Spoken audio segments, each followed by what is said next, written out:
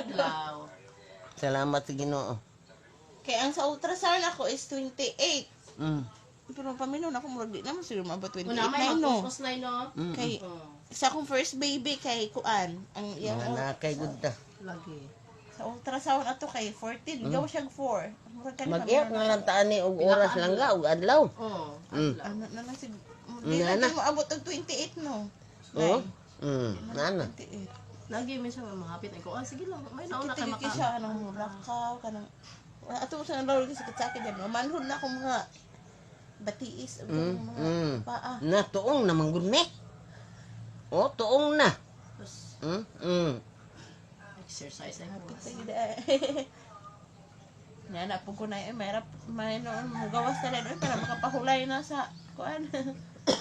Madlungon ko Katumang gong night time nga. Busy kayo sa eskwelahan sa akong anak ba? Gabi na, sige na kong yaw-yaw. Si mama sige na panawag kay kuan. Na. Makuha na banyo sa imong likod. Oo, gani. Nawa na. Zero na. Salamat sa Ginoo. Manabang ko karon ako na lang ani. Oh, lagi no, og pwede pa gyud. Hindi na. Di na pwede kay kuan na.